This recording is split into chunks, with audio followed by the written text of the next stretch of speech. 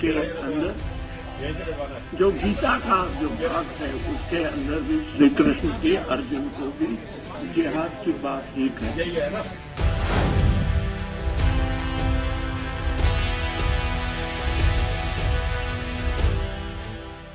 लगता है कांग्रेस के नेताओं ने कसम खा ली है कि वो पार्टी का अस्तित्व खत्म करके ही दम लेंगे।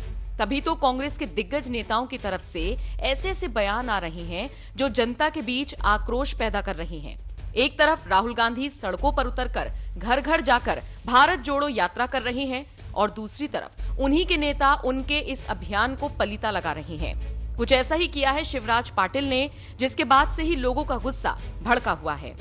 शिवराज पाटिल किसी पहचान के मोहताज नहीं है। कांग्रेस के दिग्गज नेता तो हैं ही, साथ ही साथ पूर्व गृह मंत्री रहे हैं, पंजाब के राज्यपाल भी रह चुके हैं। इतने भारी पदों को संभालने के बावजूद शिवराज की तरफ से गीता को लेकर ऐसा बयान सामने आया कि हड़कंप मच गया। बयान शिवराज ने दिया, लेकिन जनता ने राहुल से लेकर सोनिया तक की क्लास लगा डाली। दरअसल शिवराज पाटिल एक किताब के विमोचन में शिरकत करने के लिए गए हुए थे, लेकिन यहाँ पर उन्होंने गीता को लेकर कह दिया कि इसमें जिहाद है। सिर्फ गीता ही नहीं, जीजस में भी जिहाद है। जब से शिवराज का ये बयान सामने आया है, तभी से राजनीतिक गलियारों में बवाल मच गया है। बताते चलें, जीजस से उनका मतलब यहाँ पर क्रिश्चियन समुदाय से था। बीजेपी नेताओं ने पाटिल के इस बयान पर उन्हें जमकर घेरा और इसकी आलोचना की। इस कार्यक्रम को संबोधित करते हुए शिवराज ने कहा जाता है इस्लाम में जिहाद की बात होती है। संसद में हम जिहाद को लेकर काम नहीं कर रहे, बल्कि विचार को लेकर काम कर रहे हैं। जिहाद सिर्फ कुरान शरीफ के अंदर ही नहीं, बल्कि महाभारत के अंदर जिसका भाग गीता है, उसमें भी श्री कृष्ण अर्जुन से जिहाद की बात करते हैं। ये बात केवल कुरान शरीफ या गीता में है ऐसा भी नहीं, बल्कि ये क्रिश्चियन ने भी लिखा है। ईसाइयों ने लिखा है कि वो सिर्फ शांति स्थापित करने के लिए नहीं आए हैं, बल्कि साथ में हथियार भी लाए हैं।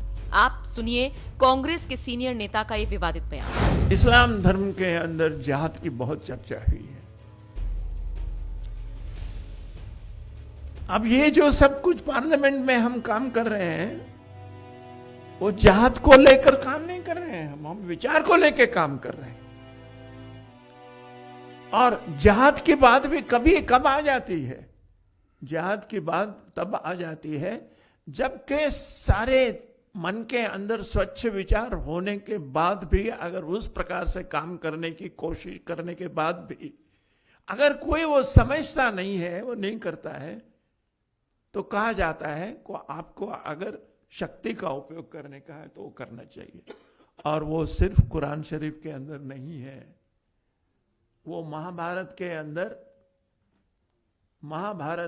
अंदर जो गीता का जो भाग है उसके अंदर भी श्री कृष्ण की अर्जुन को भी जिहाद की बात ही कहते हैं।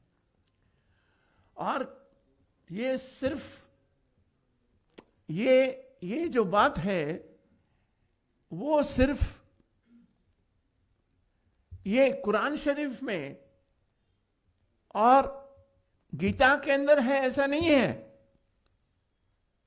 मगर जो क्रिश्चियन लोगों ने लिखा है, जैसे कृष्ण ने भी लिखा है, और उन्होंने लिखा है कि I have come here not to establish peace but I have come here with sword also.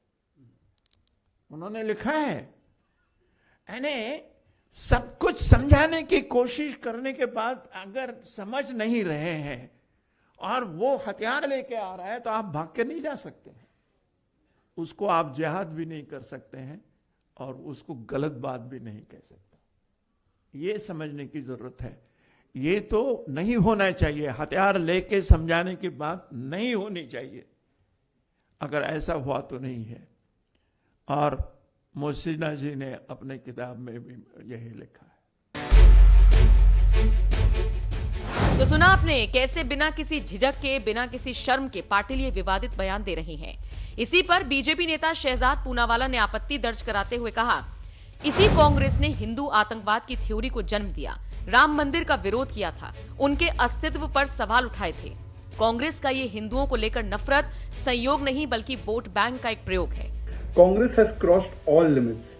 Shivraj Patil, who had once coined Hindu terror, saffron terror, has now compared Gita, the Updesh given by Shri Krishna to Arjun during the Mahabharata, to jihad.